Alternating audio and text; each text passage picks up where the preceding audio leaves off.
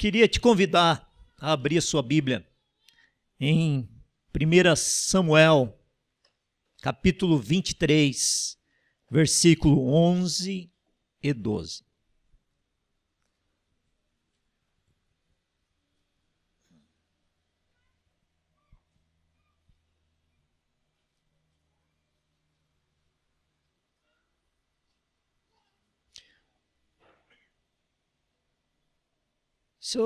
Eu gostaria de colocar o nome dessa pregação Defendendo o Campo de Lentilhas. Ok? Todo mundo achou? Abriram suas Bíblias? Ok.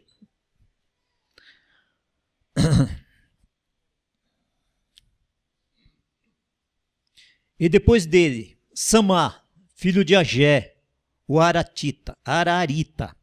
Quando os filisteus se ajuntaram numa multidão, onde havia um pedaço de terra, cheio de lentilhas, e o povo fugira de diante dos filisteus, este, pois, se pôs no meio daquele pedaço de terra, e o defendeu, e feriu os filisteus.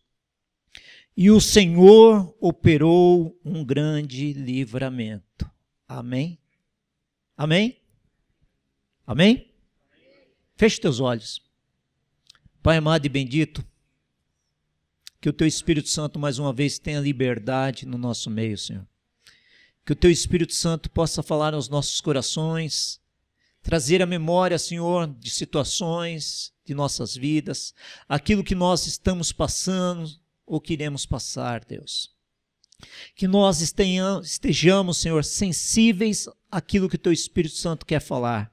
Deus, quebra toda barreira, todo preconceito, tudo aquilo, Senhor, que nós colocamos, Senhor, e que impede da Tua palavra brotar em nosso coração e brotar numa terra fértil, Senhor. A Tua palavra é a semente, Senhor, mas muitas vezes, Senhor, não encontra uma terra fértil, Deus, mas eu quero profetizar que a minha terra, o meu coração, a terra do meu irmão, o coração do meu irmão, é uma terra fértil, Senhor, sedenta da Tua palavra, Deus, em nome de Jesus, amém.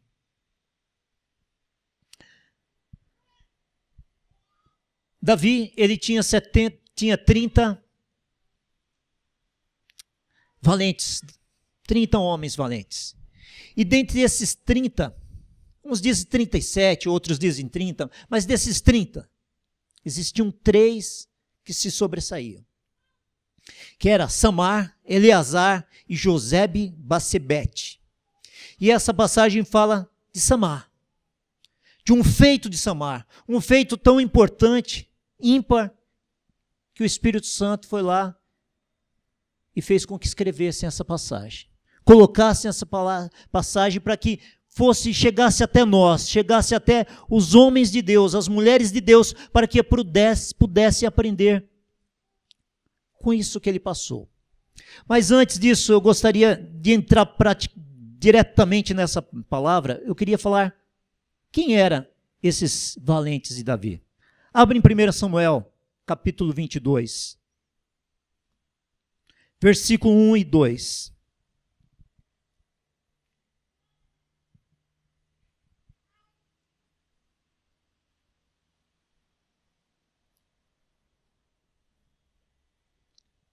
Primeira Samuel, capítulo 22, versículo 1 e 2. Então Davi se retirou dali e se escapou para a caverna de Adulão. E ouviram seus irmãos e toda a casa de seu pai e desceram ali para ele. E ajuntou-se a ele todo homem que desgostoso, e ele se fez chefe deles. E eram com ele uns 400 homens. O rei Davi tinha muitos homens a seu serviço, mas havia um pelotão de elite. Existia uma tropa de elite já naquele tempo. Já existia uma SWAT de Davi naquele tempo. E essa tropa Deus lhe concedeu a Davi para estabelecer o seu reino. Homens que nos dias de Saul, o antecessor de Davi, homens que eram desprezados por Saul, eram desprezados pela sociedade, tratados como pessoas sem valor, para servirem ao reino. Como você se olha? Como você se enxerga para servir a um reino? Não o reino de Davi que já passou, mas o reino de Deus. Como você se enxerga? Como a sociedade te enxerga? Como o teu próximo te enxerga? Como o teu superior te enxerga? Como o teu líder te enxerga?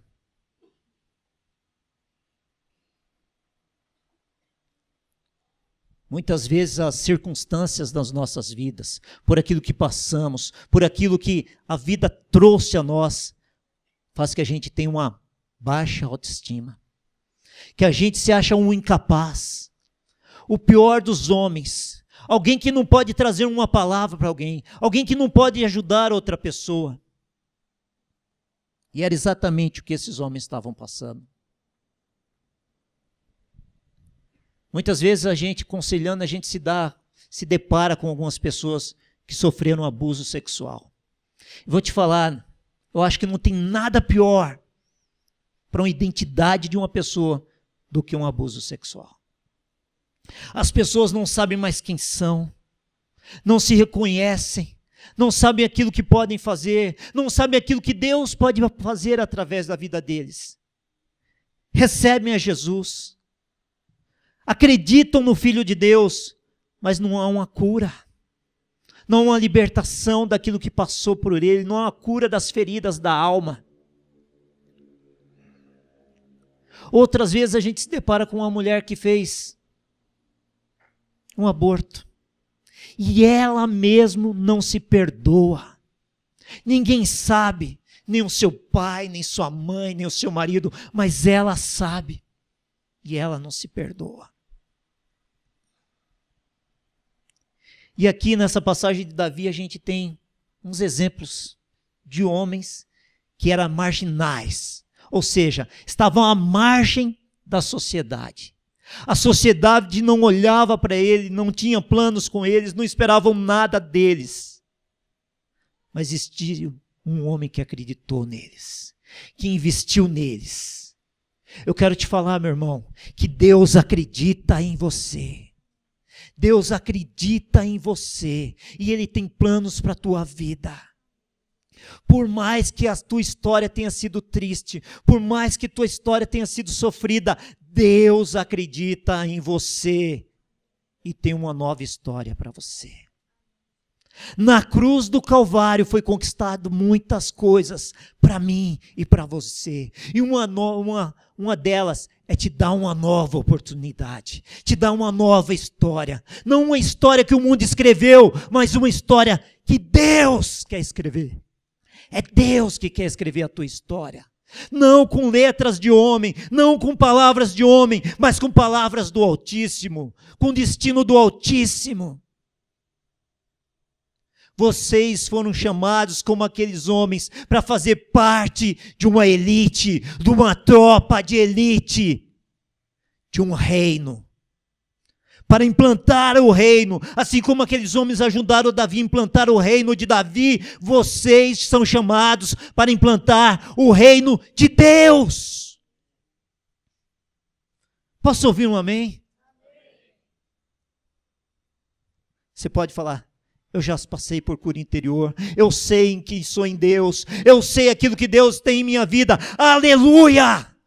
Então você foi chamado, como o Emerson estava falando, para fazer diferença nesse mundo, para as pessoas que estão sofrendo, sendo dizimadas, castigadas por um inimigo incomum, que tem inimigo da minha alma, da tua alma e daquelas pessoas que estão no mundo, e Deus quer te usar. Acredite, Deus quer te transformar. Deus tem algo para fazer na tua vida, dentro de você e através de você. Você foi chamado para tocar pessoas, mudar histórias. A gente ouve muito falar em cura interior, né? Deixa eu sintetizar, deixa eu tentar explicar facilmente o que é uma cura interior. Uma pessoa que intercede, uma pessoa que te ajuda, uma pessoa que te leva, sabe aonde? Aos pés da cruz. Para você enxergar, entender e receber aquilo que foi feito na cruz do Calvário. Você se apoderar de todos os benefícios que foi feito para você, que foram trazidos a você, e que muitas vezes pelas suas limitações, pelas suas angústias, pelas suas lutas, você não consegue receber. Mas creia, aquilo que foi feito na cruz do Calvário está aberto para a tua vida. Não será fechado e não está fechado, está aberto. Basta você acreditar e falar: Senhor, eu recebo, eu quero, Deus, foi para a minha vida. Foi para a minha vida. Eu não sei se eu já falei aqui de Paul Yan-Shu, acho que já, né? Paul Yan-Shu, se eu não me engano, ele tinha 18 anos, o médico chega para ele e fala: filho, você tem 3 meses de vida. Vai embora, faça o que você quiser, se despeça dos seus amigos, que você só tem 3 meses. E aquele jovem, 3 meses, alguém deu uma Bíblia para ele. Ele não precisou de intercessor. Ele não precisou de várias pessoas passando, aconselhando ele. Ele não precisou de um curso teológico, de um aprofundamento hermenêutica. Ele começou a ler os evangelhos e falou: cara, onde esse homem vai tem cura. Onde esse Jesus vai tem mudança de vida. Ele se apoderou daquilo e a sua vida foi transformada. E hoje está lá. Vá na Coreia que você vai ver a maior igreja evangélica do mundo. Dizem que tem 1 milhão de membros. Que coisa maravilhosa. Alguém apenas que acreditou, que não abriu mão, e falou que eu quero isso na minha vida. Eu quero isso na minha vida.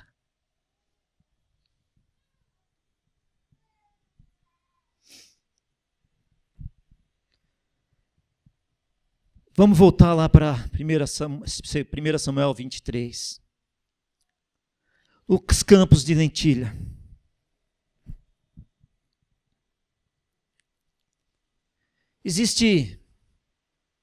Há coisas que para os outros não têm valor, mas para você tem muito valor. É difícil às vezes a gente mensurar o que tem valor para uma pessoa e o que tem valor para outra. Uma mãe, por mais que o filho seja drogado, por mais que o filho cometa crimes, uma mãe, aquele filho tem um valor. Aquela mãe se apega àquele filho e ainda tem esperança de uma mudança daquele filho. Aquele filho tem um valor para ela. Ainda que a sociedade, ainda que muitas pessoas, e infelizmente muitos cristãos falam: bandido bom é bandido morto. Para uma mãe, para um pai, o filho tem valor. Existia ali um campo de lentilhas. E o Israel tinha um inimigo chamado filisteus. E aqueles filisteus resolveram entrar naquele campo de lentilhas, se apoderar daquele campo de lentilhas, para apoderar deles. Veja bem, aquele campo não era uma cidade, não era uma cidade importante, não era Jerusalém. Talvez para muitos dali, daquela história ali, que estavam vivendo perto daquela região, não tinha valor. Todos fogem, todos abandonam. Mas tem um homem que não abandona aquele campo. Samá. Ele não abandona aquele campo. Ele defende aquele campo.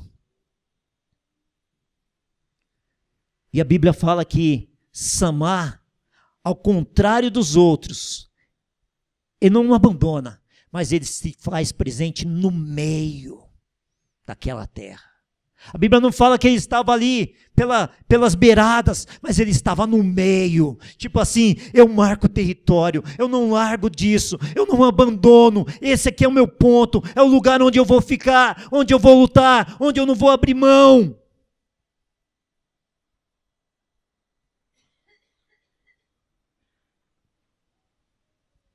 que tem valor para a sua vida?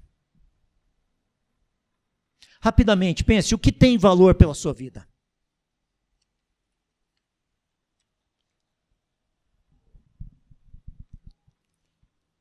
O que você daria por isso que tem valor? Você estaria disposto a dar a sua vida por isso? Tem um pastor amigo meu, uma vez conversando com ele falou para mim: Lira, todas as nossas atitudes são pensadas.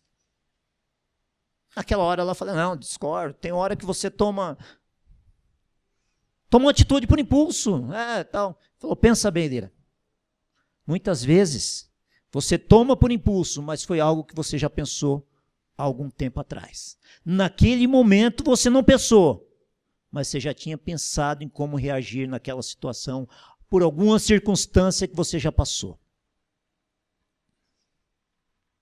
Eu não concordei muito, mas depois daquela palavra que ele me falou, eu fiquei pensando, e cheguei a essa conclusão: ele está certo. Todas as nossas atitudes são pensadas. São pensadas. Eu creio nisso. E eu volto a te perguntar: pelo que você daria a sua vida? Samar deu a sua vida por um campo de lentilhas. Talvez para muitas pessoas não tivesse valor, mas muitas pessoas acreditam, muitos historiadores acreditam, estudiosos, que ele deu porque ele que fez aquela plantação de lentilhas. Para ele tinha um valor aquelas lentilhas. E eu te perguntando o que tem valor para você, eu queria colocar 2 pontos, apenas 2 pontos, que devem ter valor na vida de um cristão. Lógico, pode ter mais, pode ter 3, pode ter 4, pode ter 5. É conforme você for analisando, você vai, não, tem mais aquilo que tem valor para mim, tem aquilo outro, mas genericamente eu quero colocar 2 pontos. Primeira coisa, a tua fé. A tua fé tem que ser algo que você se precisar, você tem que dar a vida por ela. O que aconteceu com Pedro? O que aconteceu com Paulo? O que aconteceu com Estevão? O que aconteceu com Tiago? O que aconteceu com todos os homens de Deus ali que você começa a ler, que deram a sua vida por amor a Deus, pela sua fé. Paulo, 2 Timóteo, capítulo 4, versículo 7. Você coloca para mim aí, Dani.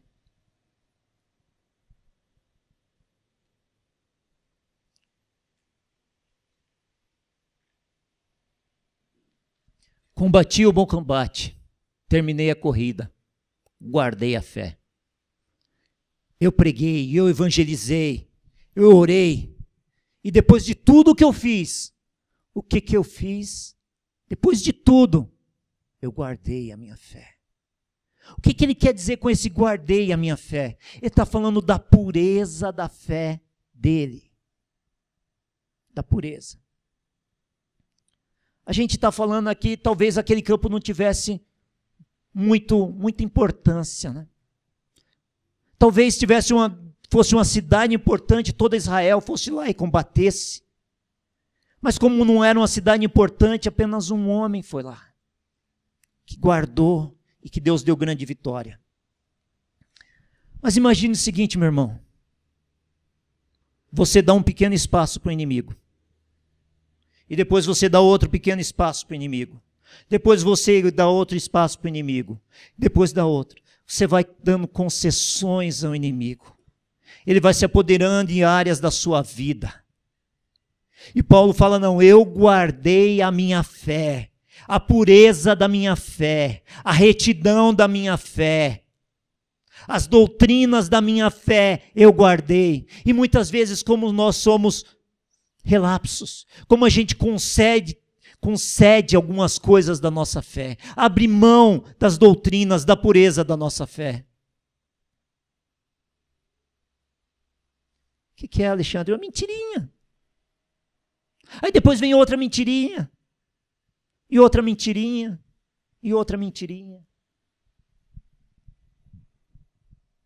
Irmãos, entenda uma coisa. Existe um jargão que fala o seguinte: ai, aquele homem de Deus caiu. Não existe queda, existe descida, não é queda. Porque ele primeiro faz uma concessão da sua fé, depois ele faz outra concessão da sua fé, depois ele faz outra concessão da sua fé. No final ele já está lá embaixo. É uma descida, vai concedendo, concedendo. Deixa eu te perguntar uma coisa, não precisa responder, mas responda para você mesmo. O que você tem concedido? Como tem sido suas brincadeiras com seus amigos? Como tem sido as piadas com seus amigos? Como tem sido suas visitas nos sites? O que você tem concedido da sua fé, meu irmão?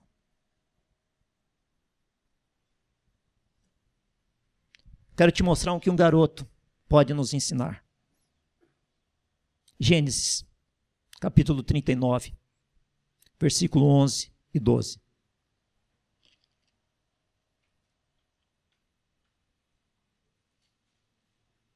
Era só Paulo que guardava a fé, a pureza da sua fé.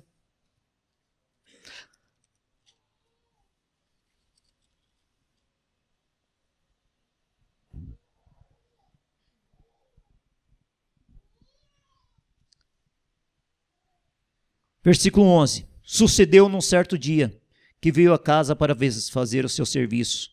E nenhum dos da casa estava ali. E ela lhe pegou pela sua veste, dizendo: deita-te comigo. E ele deixou a sua veste na mão dela, e fugiu e saiu para fora. Vocês sabem de quem é essa história? Vocês lembram? José. Isso mesmo. Um garoto de 16, 17 anos no máximo, que mais uma vez nos ensina. Não é idade, eu volto a repetir, outra vez que eu preguei aqui, eu falei, não é idade. Falei dos amigos de Daniel e volto a falar, não é idade, é decisão de você falar, eu estou com esse Deus e não abro mão desse Deus, nem por dinheiro, nem por privilégio, nem por nada.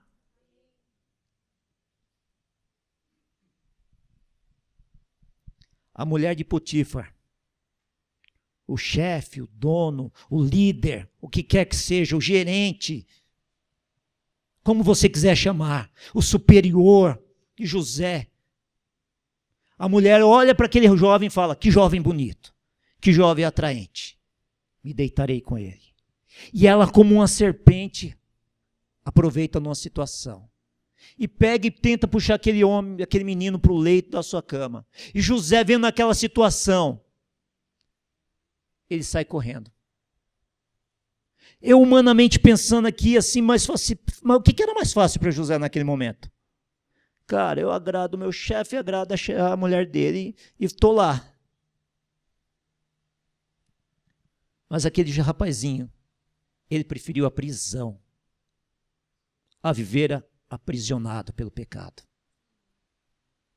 Ele preferiu a privação do cárcere à liberdade do adultério. Ele preferiu as consequências como inocente a ser honrado como culpado. Eu acho linda essa passagem. Alguém já assistiu As Bruxas de Salem? Eu indico, quem puder assista As Bruxas de Salem. Quando eu peguei esse filme aí, minha esposa falou, não vamos assistir isso não, coisa do capeta. A bruxa, a gente já sai fora, né? Assista. Existe uma determinada situação em que o personagem principal é colocado, ele é preso pela igreja, naquela época, né? Igreja entre aspas, mas a igreja, em que chega determinado momento e que a igreja vê que errou com ele e fala para ele, cara, para você não morrer Confessa que você errou, que a gente te perdoa e fica tudo certo. Ele fala, como eu vou confessar aquilo que eu não fiz? Como eu vou olhar para minha família, para os meus filhos? Como eu vou estar no meio da sociedade, pagando por uma coisa que eu não fiz, falando, declarando uma coisa que eu não fiz? A gente toma um choque de realidade para a nossa cultura brasileira, nossa cultura do século XXI, que é melhor os resultados, não importa como, o importante é os seus resultados, onde sua eficiência, onde a sua capacidade é determinada pelos resultados, e não pelo seu caráter, pela sua limpeza, pela sua lisura. Eu sofro isso, meu irmão, eu sou vendedor, e olhando no meio daquele segmento que eu trabalho, eu não sou tido como um dos melhores. Muito pelo contrário, eu acho que muitos olham e falam assim, ih, ele é fraquinho. Mas nunca subornei ninguém, nunca levei ninguém em uma boate, num prostíbulo, graças a Deus. Eu sou fraquinho para a sociedade, um vendedor que vende pouco, mas eu tenho orgulho de falar, eu não subornei ninguém. Eu não atrapalhei nenhuma vida conjugal de ninguém. Eu não sou cúmplice, nem agente de um adultério. Graças a Deus. Mas eu preciso confessar. Muitas vezes, no meu lado humano, sentiu vontade de falar, ó, 100zão pago para esse cara lá, na boate, lá no prostíbulo, e ele que se exploda. Eu preciso fazer números, eu preciso manter empregado. Muitas vezes eu tive essa luta, e José com certeza passou essa luta, mas ele preferiu o quê? A prisão do que a liberdade de um adultério.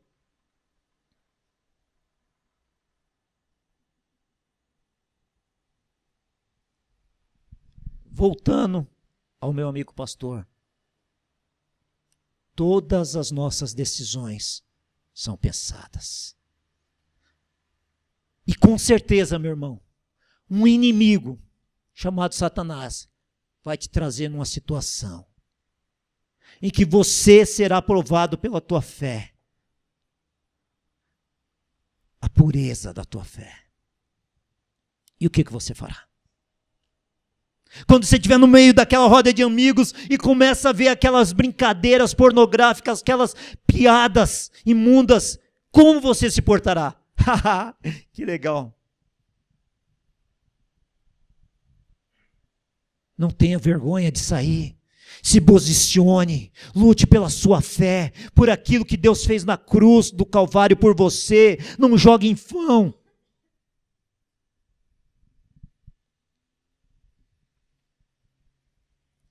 Abre em Hebreus 11, versículo 23 e 27. Os heróis da fé. Hebreus. Amém. Heróis da fé.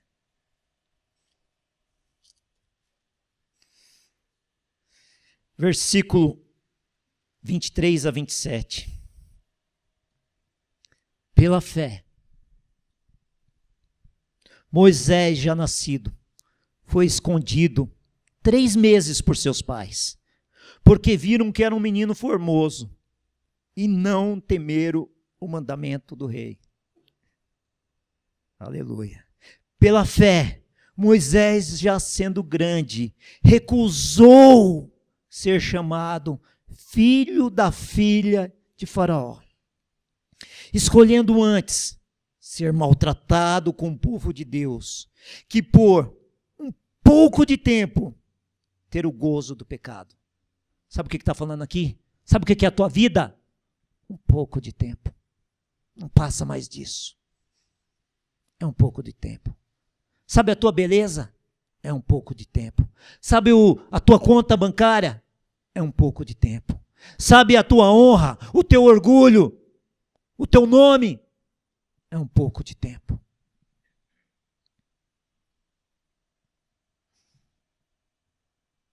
Tendo por maiores riquezas o vitupério de Cristo do que os tesouros do Egito, porque tinha em vista a recompensa. Pela fé deixou o Egito, não temendo a ira do rei, porque ficou firme como vendo o invisível.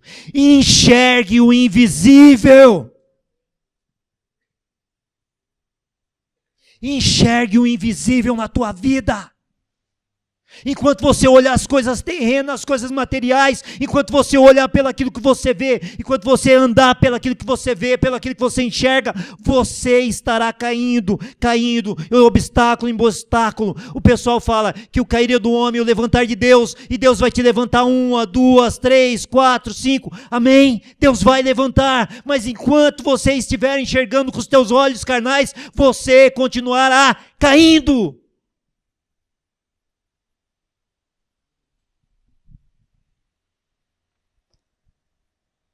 Mas Moisés enxergou o invisível. Tendo uma imaginação, pensando naquilo que viria quando o Salvador viesse. Eu lembro de Jó, né? Jó, ele ali sem um evangelho, sem um pastor, ele chega e fala: eu sei que o meu Redentor vive, e um dia se levantará sobre a face da terra.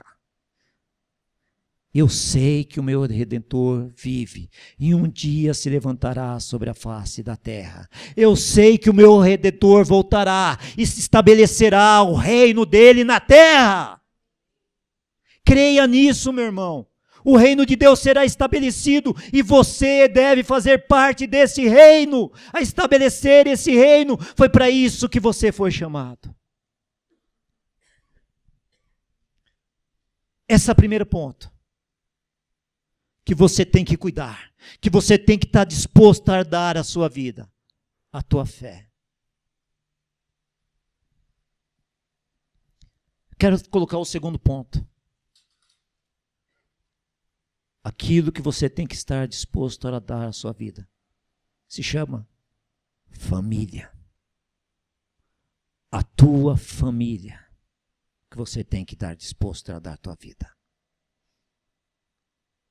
Se eu pedisse, não vou pedir, tá? Quantos estão dispostos a dar a sua vida pela sua família? Eu creio que, não precisa levantar a mão, não.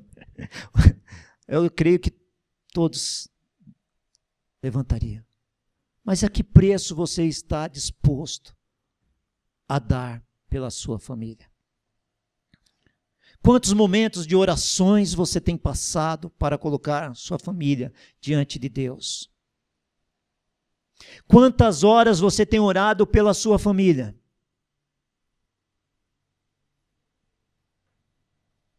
Eu vou mais além. Quanto tempo você tem vivido o evangelho diante da sua família? Pregue a todo tempo. Se possível, use palavras. É o teu porte que vai ganhar teu marido, é a tua conduta que vai ganhar a tua esposa. Não muitas vezes pelo que você fala, mas como você se porta. É como você se conduz. E principalmente nós, homens. Principalmente nós, homens. Abra em Gênesis capítulo 3, versículos de 1 a 6.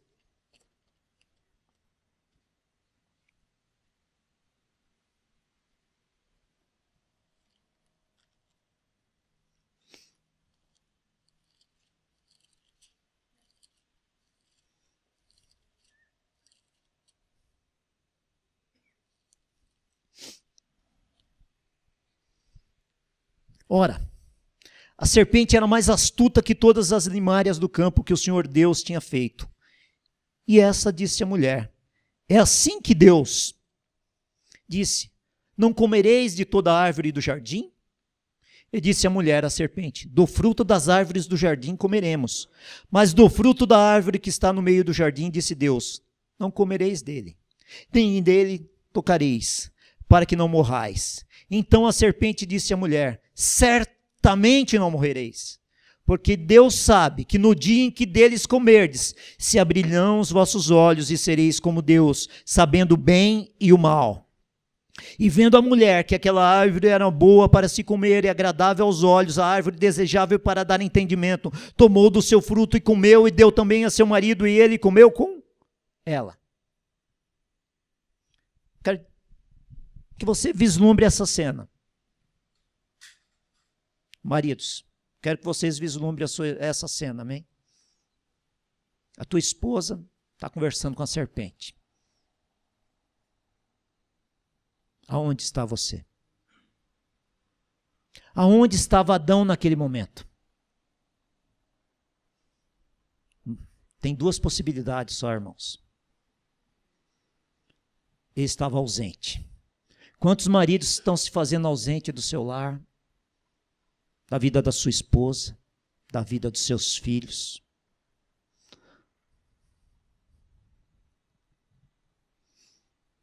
Essa é a primeira hipótese. Segunda hipótese, omisso.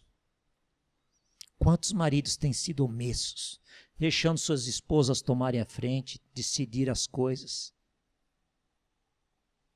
Ele pensa que é só chegar ao final do mês e dar a carteira para ela. Está aqui a Aline. Aline, quanto tem aumentado de bandidos, de prisões?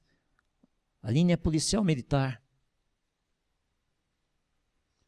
E eu tenho certeza, meu irmão, que se pegasse todos que estão presos e for conversar, 99,9% tiveram pais.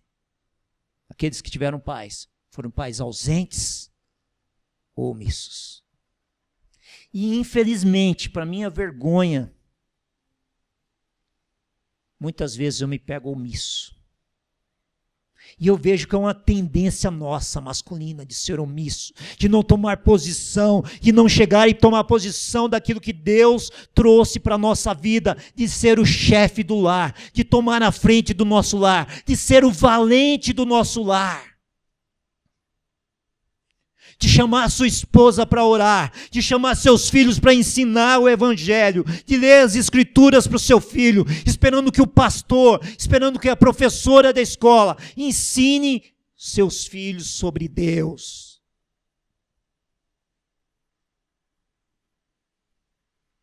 Lembra da pergunta que eu fiz? Quem está disposto a dar vida pela sua família? Se colocar às vezes na frente de uma bala é muito fácil. Eu quero ver você pagar horas de oração, intercedendo e clamando: Deus, muda a minha história. Deus, muda a história do meu marido. Deus, muda a história do meu filho. Deus, muda o meu casamento. Estou muito feliz por uma situação esses dias. Eu li no site UOL que aquela novela chamada Os 10 Mandamentos tem ganhado da novela da Globo. Glória a Deus. Por mais que possa ter alguns erros, mas ele está dando a essência de Deus. Você coloca na Globo, o que você enxerga, meu irmão? Maldade, adultério, prostituição, homossexualismo. E muitas vezes nós deixamos os nossos filhos na frente daquela televisão e não nos importamos com o que ele está assistindo, do que ele está vendo, do que ele está se alimentando. Os nossos olhos, nossos ouvidos são portas que entram as coisas, meu irmão. E os nossos filhos são CDs. Sabe CD virgem? Você grava aquilo que você quer. Aí depois sabe o que acontece?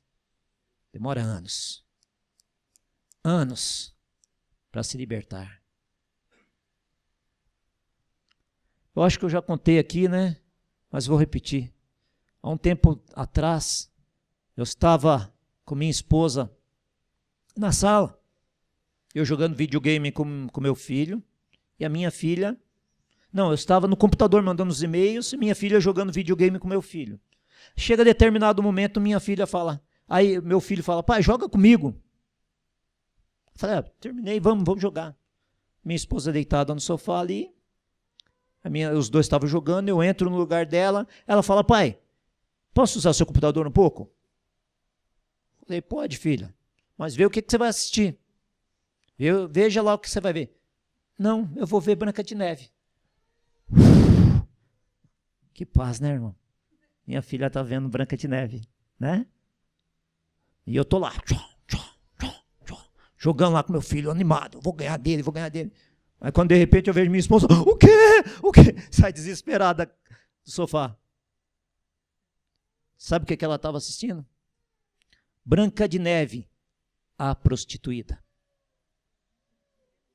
Minha esposa deitada ali, meio dormindo, meio acordada.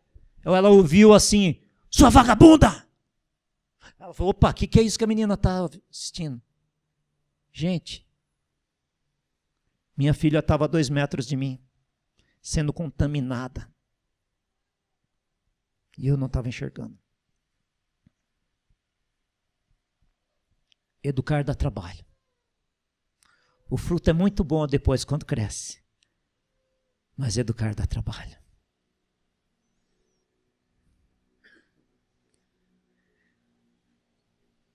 Pode vir aqui, Dilei, por favor. Eu queria orar para você, por você. Deus tem chamado homens e mulheres para fazer uma tropa de elite. Deus tem chamado homens e mulheres para ajudar a implantar o reino dele na terra.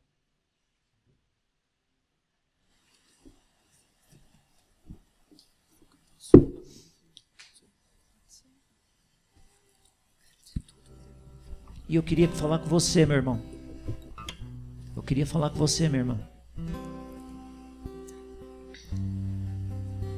Que Deus espera que você faça parte dessa tropa de elite.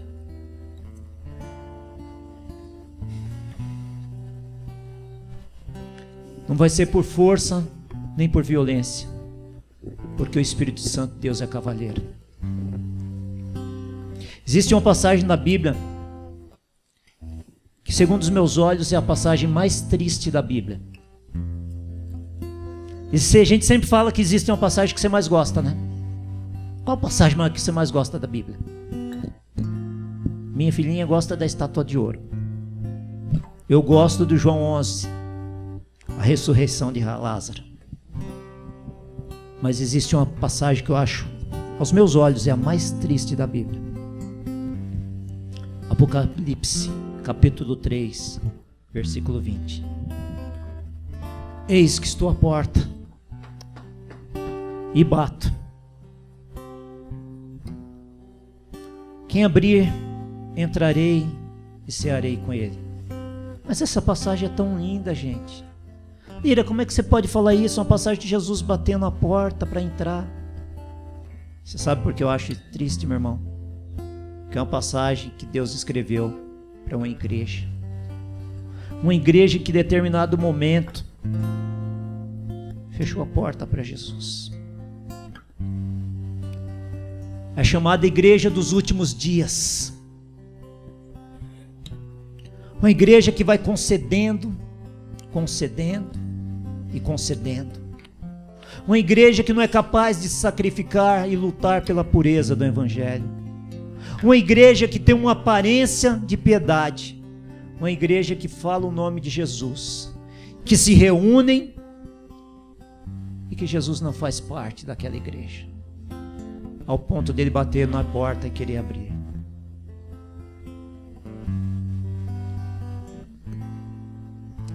Nessa noite eu queria falar com você. Eu queria que você olhasse e tomasse uma posição.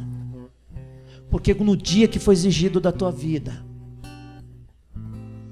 de você dar a tua vida pela pureza do Evangelho, pela tua fé, nada nem ninguém vai abalar a tua posição. Eu quero falar com você, que você coloque a tua família como prioridade. Que você possa dar a vida à tua família, pelo teu filho, pela tua esposa, pelo teu esposo. Não entrar na frente de uma bala. Se possível, amém, entre. Mas eu quero falar com você que você dê a tua vida de oração. Dê a tua vida do teu comportamento. Que ganhe a tua esposa pelo amor que você dê a ela. Que você ganhe o teu esposo pelo porte que a Bíblia fala que você tem que ter. Coloque como prioridades da tua vida. Enquanto hoje uma sociedade em que está defasada a família está jogado na lona, e cada dia está em mais piorado, as cadeias cada dia mais cheias, porque a sociedade brasileira não prioriza a família. Enquanto a sociedade não priorizar a família, vai estar cada dia mais cadeias cheias. Os nossos números de assassinatos no Brasil são 50 mil por ano. Números de países que estão em guerra. Nós achamos que estamos em paz. E nós, igreja brasileira, eu sou a igreja brasileira, você é a igreja brasileira, estamos em paz. Dê a tua vida pelo Evangelho. Dê a tua vida pela tua família.